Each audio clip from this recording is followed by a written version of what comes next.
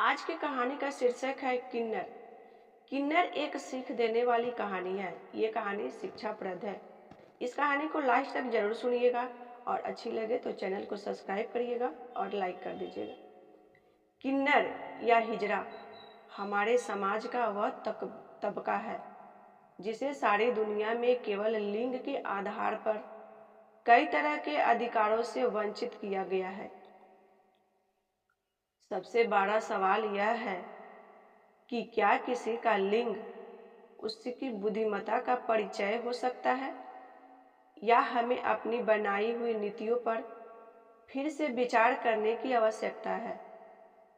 मुझे आशा है यह शिक्षाप्रद कहानी यानी यह सीख देने वाली कहानी आपको इस विषय पर गंभीरता से विचार करने के लिए प्रेरित करेगी। चलिए कहानी हम स्टार्ट करते हैं। अंजलि और दीपक में बचपन से ही गहरी मित्रता थी। दोनों एक ही स्कूल में पढ़ते थे। बचपन से ही दीपक का रवैया लड़कियों की तरह था। ज्यादातर लड़के दीपक को लड़कियों के साथ रहने की वजह से ही चिढ़ाते रहते। हालांकि दीपक को इस बात से कोई फर्क नहीं पड़ता था। लेकिन जैसे ही दीपक 10वीं क्लास पहुंचा, उसने अपने घर पर लड़कियों की तरह कपड़े पहनना शुरू कर दिया। दरअसल दीपक किन्नर था, लेकिन उसके माता पिता ने यह बात सभी से छुपा रखी थी और अपने बच्चे को सबकी नजरों से बचाकर लड़कों की तरह पालते रहे। लेकिन अब दीपक को लड़कों की तरह रहने में घुटन होने लगी थी, क्योंकि उसे अंदर से एहसास था कि उसका शरीर भले ही लड़के की तरह दिखाई देता हो, लेकिन उसकी भावनाएं लड़कियों की तरह है और उसे यही जीवन पसंद है। बस फिर क्या था, दीपक ने अपने वास्तविक रूप को पूरी तरह अपना लिया और स्कूल पहुंच गया। उसके बदले हुए रूप को देखकर स्कूल में मौजूद छात्र छात्राओं के साथ शिक्षक भी हैरान हो गए। लेकिन अंजलि अपने दोस्त के पास पहुंचकर उसके नए रूप के बारे में पूछने लगी।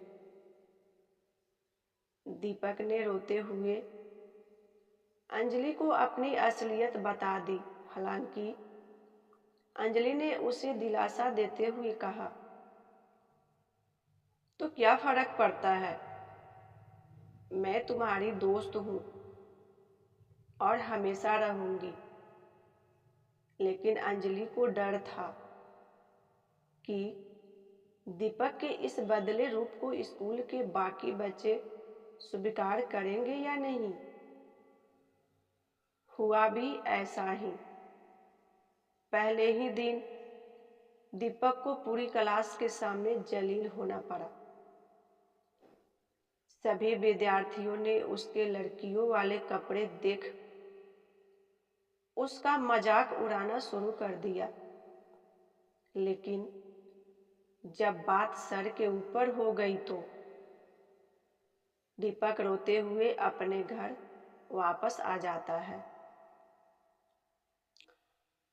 दीपक रोते हुए अपने घर वापस आ जाता है। दीपक के साथ हुए बुरे बर्ताव की वजह से उसके पिता को बहुत बुरा लगा। वह अपने बेटे को लेकर स्कूल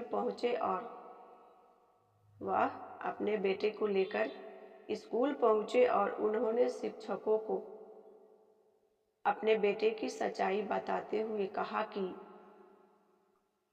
मैंने अब तक सबसे छुपा कर रखा कि मेरा बेटा किन्नर है। लेकिन अब बात सबके सामने आ ही चुकी है, तो मैं आपसे चाहता हूँ कि विद्यालय में दीपक को लड़कियों की तरह रहने का अनुमति दी जाए। दीपक को लड़कियों की तरह कपड़े पहनकर आने की इजाजत दी जाए। लेकिन प्रशासनिक नियमों के तहत लिंग के आधार पर शिक्षा देने का चलन कई वर्षों से चला आ रहा है। इसीलिए स्कूल के प्रबंधन ने दीपक को निष्कासित कर दिया। स्कूल से अपना नाम हटाए जाने से दीपक बहुत ज्यादा टूट चुका था, लेकिन उससे भी ज्यादा तकलीफ अंजलि महसूस कर रही थी। उसे समाज और प्रशासन के बनाए हुए लिंग आधारित शिक्षा पद्धति पर क्रोध आ रहा था।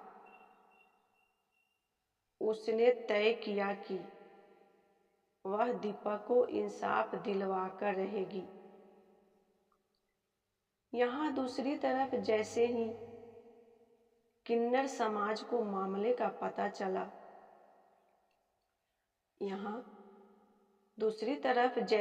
किन्नर समाज को मामले को पता चलता है, वह अपना समूह लेकर दीपक को लेने उसके घर पहुंच गए। उनसे मिलते ही दीपक डर गया। किन्नरों से मिलते ही दीपक ने बहुत ज्यादा डर गया। किन्नरों ने दीपक के पिता को किन्नर समाज की पूरी प्रक्रिया बताई। धीरे धीरे दीपक के पिता को लगने लगा कि दीपक का भविष्य किन्नरों के साथ ही हो। दीपक का भविष्य किन्नरों के साथ ही हो सकता है, क्योंकि आम लड़के लड़कियां दीपक को कभी नहीं अपनाएंगे। इसीलिए वह अपने बेटे को भेजने के लिए मान जाते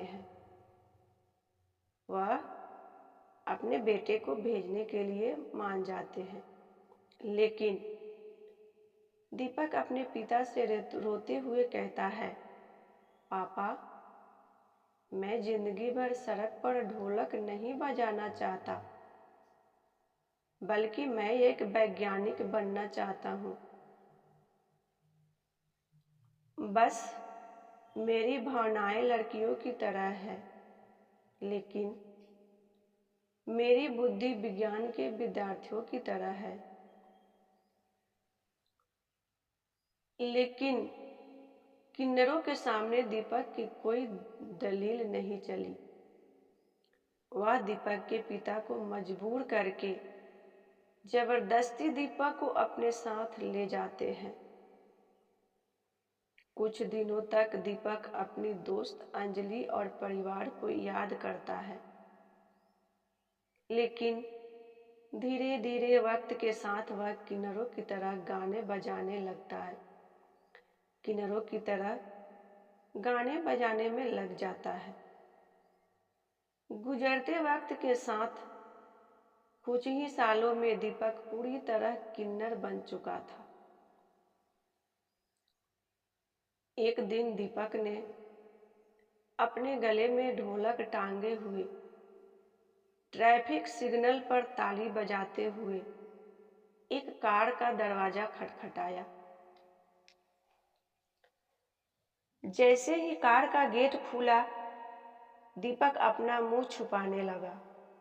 दरअसल कार के अंदर अंजलि अपने पति के साथ बैठी थी। दीपक को मुंह छुपाते देख अंजलि उसे पहचान लेती है, और जैसे ही उसे दीपक का किन्नर वाला रूप दिखाई दिया, उसके होश उड़ गए।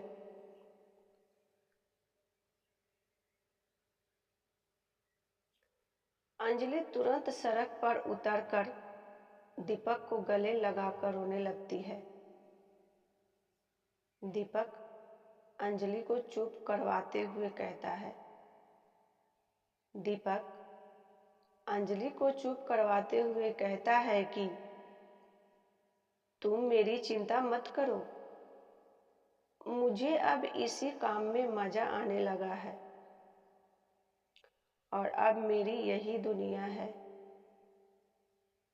अब मेरी यही दुनिया है। लेकिन अंजलि दीपक को बचपन से जानती थी। उसे पूरा यकीन था कि दीपक बड़े होकर देश के लिए एक बड़ा काम करेगा।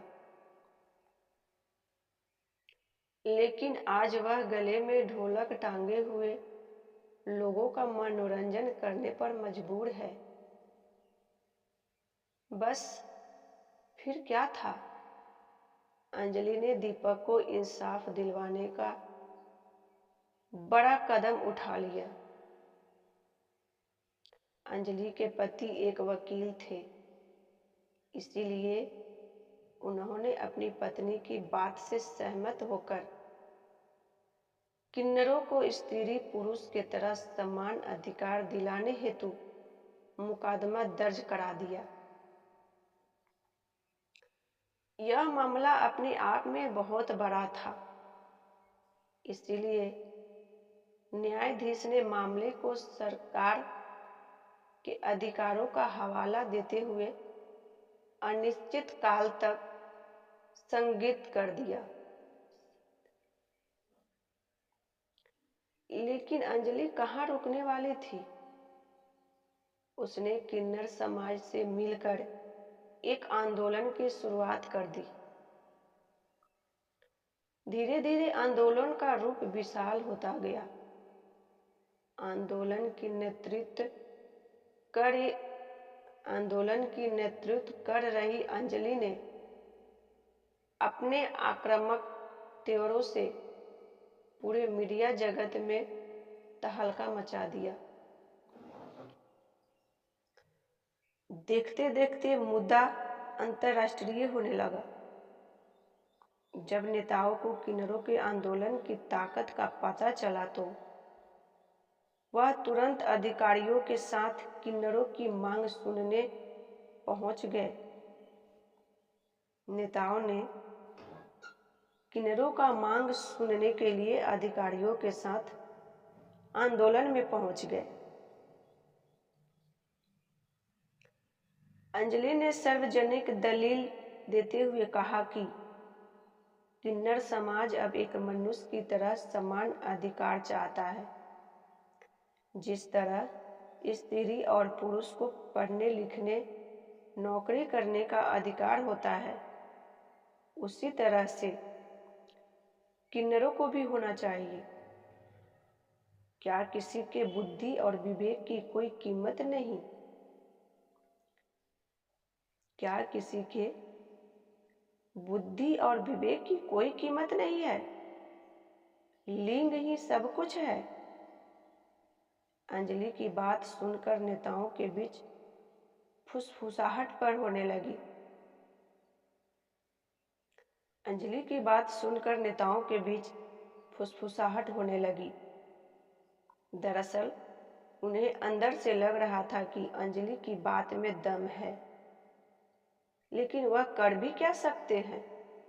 वर्षों से चली आ रही सोच के अनुसार पहले पुरुष को प्राथमिकता दी जाती है, फिर स्त्री को और उसके बाद किन्नरों को। सीमित अधिकारों के तरह समाज के बीच केवल मनोरंजन का पात्र बनने के लिए छोड़ दिया जाता है। नेताओं ने किन्नर समाज को आश्वासन देते हुए कहा कि इस पार्लियामेंट की अगली सुनवाई में यह मुद्दा प्रमुख रूप से उठाया जाएगा। तब तक के लिए आप लोग अपना आंदोलन रोक दीजिए, अन्यथा कानून व्यवस्था को संभालना मुश्किल हो जाएगा। किन्नर समाज ने समझदारी का परिचय देते हुए प्रशासन के समझाने पर आंदोलन रोक दिया, लेकिन अंजलि ने अपने साहस से बारूद के ढेर में चिंगारी तो लगा ही दी थी, बस धमाका होना बाकी था। और इसी के बीच कहानी ख़त्म हो जाती है। तो दोस्तों, हमारी कहानी कैसी लगी हमें कमेंट करके ज़रूर बताइएगा, और हमारी कहानी अच्छी लगे तो हमारे चैनल को सब्सक्राइब कीजिएगा। अगर आपको कहानी सुनना पसंद है तो वीडियो को लाइक, कमेंट, शेयर और चैनल को सब्सक्राइब करना बिल्कुल भी नहीं भूलिएगा। Thank you so much.